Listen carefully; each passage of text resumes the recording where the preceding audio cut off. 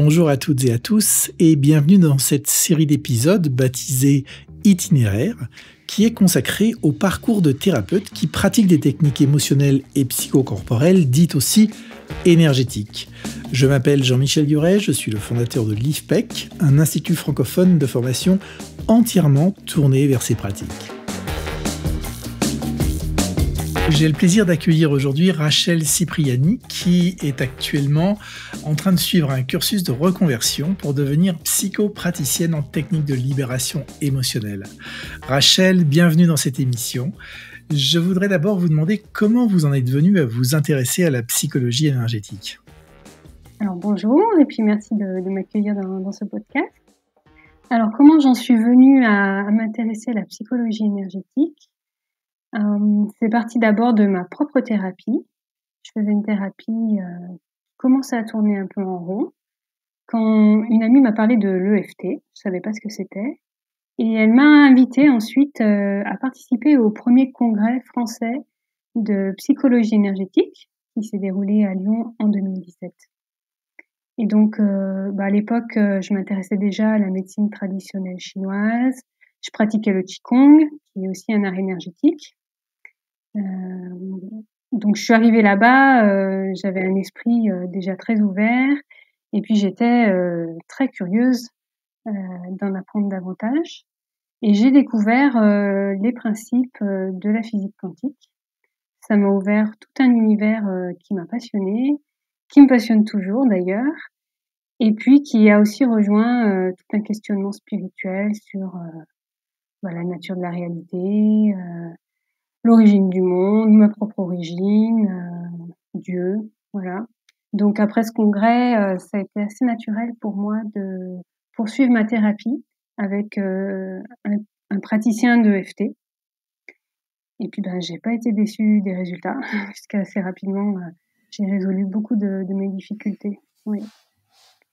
Alors, compte tenu de votre parcours, effectivement, ça n'a pas dû être un énorme choc, mais néanmoins, j'ai envie de vous demander qu'est-ce qui vous surprend ou qu'est-ce qui vous plaît le plus dans cette nouvelle branche de la psychologie qu'est l'énergétique ? Alors, je dirais que dernièrement, les neurosciences ont mis à jour la neuroplasticité du cerveau. Le fait que la structure de notre cerveau, elle se modifie en permanence. Et la psychologie énergétique, en fait, elle exploite cette neuroplasticité, puisque rien n'est figé, rien n'est définitif. Et elle permet, avec ces techniques, de libérer de traumatismes et de comportements qu'on pensait être irrémédiables à une époque. Donc ça, je trouve que c'est très intéressant.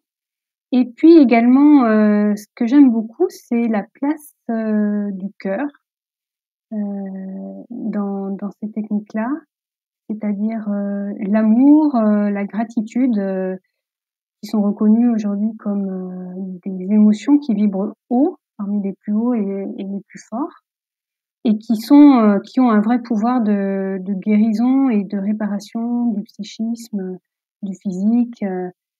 J'ai envie de dire, c'est vibratoire, c'est chimique. Enfin, le fait que l'amour provoque des modifications physiologiques. Et ça, pour moi, c'est quelque chose qui est au cœur de la thérapie. Quelque chose qui se joue dans le lien de l'alliance thérapeutique, mais aussi dans le lien qu'on a à soi-même, la bienveillance, l'amour de soi qu'on apprend, et qui entre en jeu également dans la réparation des liens souffrants qu'on a pu avoir.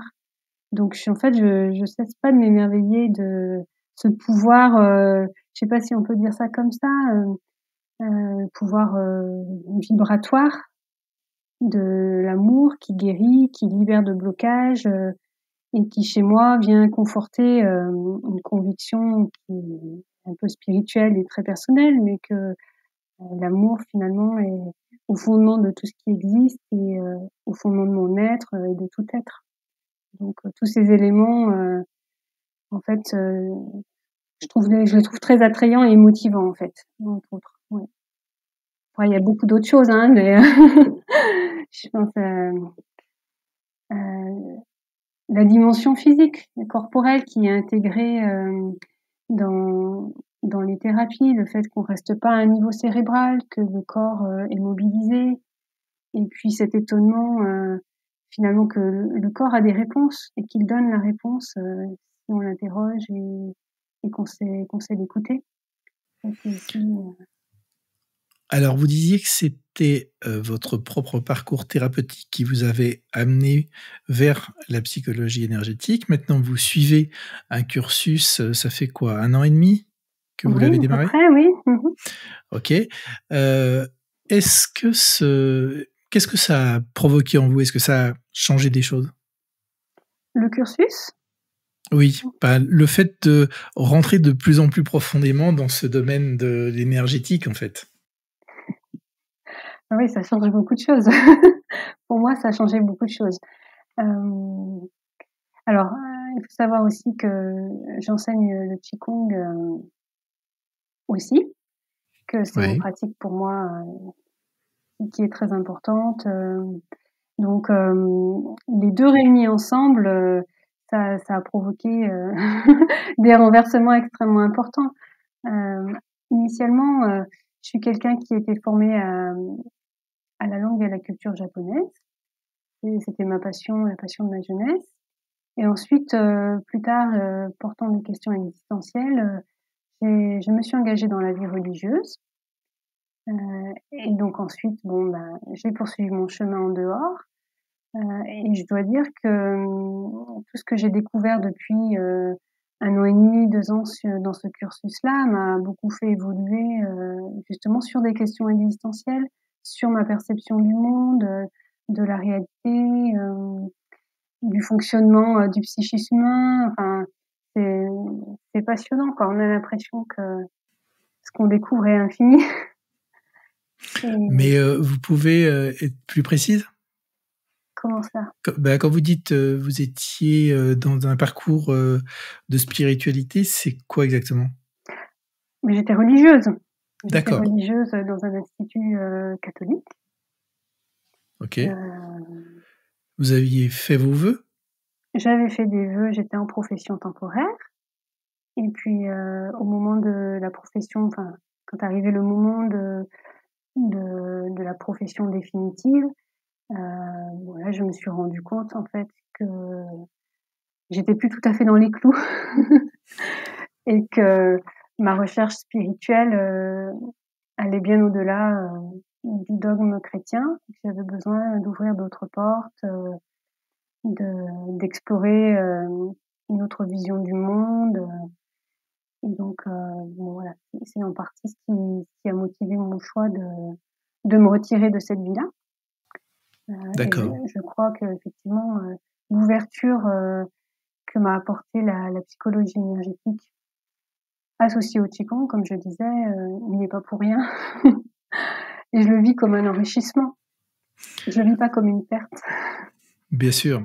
Alors comment vous avez intégré tout ça dans votre pratique et même pour aller plus loin, qu'est-ce qui vous distingue finalement des autres thérapeutes? J'ai bien capté cette, dimension, spirituelle. Mmh mh.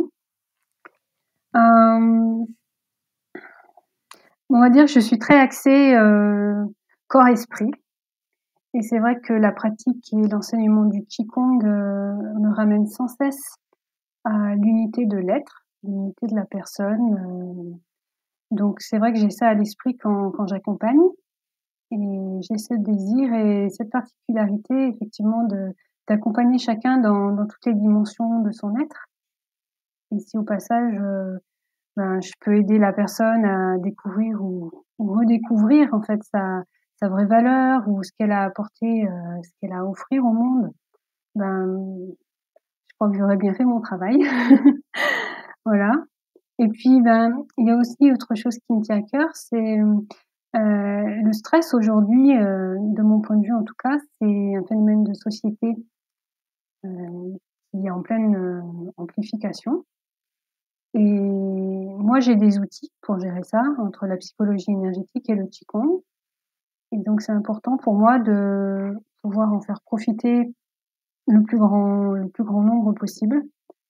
Donc c'est aussi pour ça que je suis en train de créer un live sur ma chaîne YouTube qui est toute neuve, dans laquelle j'aimerais vraiment partager le plus largement possible tout un tas de petits trucs, quoi, des petits exercices respiratoires, des automassages, des mouvements simples, des petites méditations. Enfin, bon, on va voir comment ça va se composer. Tiré ou inspiré du Qigong et de la psychologie énergétique, justement pour permettre à chacun d'apprendre progressivement et surtout en toute autonomie à apaiser son corps et son esprit au quotidien. Mmh. On mettra les références de votre chaîne YouTube en accompagnement de ce podcast pour les personnes qui sont intéressées. Merci. Aujourd'hui, vous êtes déjà engagé dans une pratique de Je la... commence tout juste, en fait. Je D'accord. commence là, en fait. Ouais. Et vous avez une pratique en cabinet ou vous préparez à accueillir des groupes? Comment vous Alors, voyez votre évolution dans les prochains mois, voire les prochaines années? une pratique en cabinet, effectivement. Et puis, moi, j'ai envie aussi d'intervenir dans le monde professionnel, dans les entreprises, à la fois avec le Qigong et à la fois avec des ateliers de découverte de l'EFT pour la gestion du stress au travail. Voilà. C'est mes projets pour l'instant. Mmh. Et vous pensez que le monde de l'entreprise est prêt à accueillir le Qigong ou l'EFT, la psy énergétique? Mais oui, je pense que il y a des prises de conscience qui se font actuellement au niveau du bien-être dans le milieu professionnel, dans beaucoup d'entreprises, parce on voit pas mal de burn-out et donc oui, il y a beaucoup d'entreprises, je crois, qui aujourd'hui sont intéressées de proposer à leurs employés des moyens de garder leur efficacité, leur performance au travail et puis de travailler dans de bonnes conditions, dans des conditions de bien-être. Une des dimensions intéressantes de la psy énergétique, de l'EFT, c'est la pratique en toute autonomie. Est-ce que vous-même, vous pratiquez sur vous et si oui, quels en sont les bénéfices? Alors oui, je pratique sur moi. J'essaie de pratiquer un peu tous les jours, de poursuivre le travail de libération, que j'ai commencé il y a une dizaine d'années déjà. Les bénéfices, j'ai envie de dire, c'est de la fluidité, à l'intérieur et à l'extérieur, plus d'énergie, une meilleure mobilisation, de tout ce que je suis, quand je dois travailler, et puis, au quotidien quand même, gestion émotionnelle, je suis pas épargnée non plus par la vie et voilà, par les pépins où on se met en colère, où on est contrarié, les mauvaises nouvelles, enfin, au niveau de la gestion du quotidien, c'est un outil qui est très précieux et que j'essaie d'utiliser le plus possible. C'est pas compliqué, hein, il faut juste avoir ses doigts libres, ça prend pas longtemps, quelques rondes et c'est fini, quoi. Ouais. Et quels conseils vous pourriez donner à des personnes qui, comme vous, auraient envie de se reconvertir? De se reconvertir dans la branche de la Dans psychologie énergétique. l'accompagnement Oui. thérapeutique, dans le coaching ou une autre forme d'accompagnement? Moi, je pense qu'il faut commencer par soi et je crois que la C'est-à-dire, manière quand vous dites: «Il faut commencer par soi», c'est l'appliquer à soi-même? oui, l'appliquer à soi-même. Je pense qu'avant d'accompagner d'autres au niveau thérapeutique, il faut soi-même, s'être fait accompagner ou être soi-même accompagné. Heu, moi, je crois que je me fonde aussi beaucoup sur ma propre expérience d'accompagner pour accompagner d'autres, oui, sur des choses que j'apprends, que j'ai apprises dans le cours de ma propre thérapie, et qui continuent encore d'enrichir, ma pratique lorsque j'accompagne d'autres. Oui, c'est le conseil que je dirais parce que, là où on est le plus performant, c'est dans ce qu'on connaît le mieux et ce qu'on a soi-même expérimenté.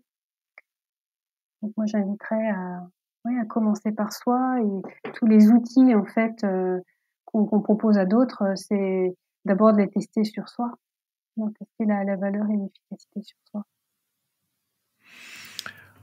Ok, eh bien merci beaucoup Rachel pour votre témoignage et puis eh ben, je vous souhaite plein de plaisir dans tous vos accompagnements. Merci beaucoup. Merci d'avoir écouté ce podcast. Retrouvez plus d'informations sur le blog de l'IFPEC à l'adresse ifpec.org, ifpec.org, ou bien sur mon compte personnel LinkedIn ou ma chaîne YouTube. Et à bientôt pour un nouvel épisode.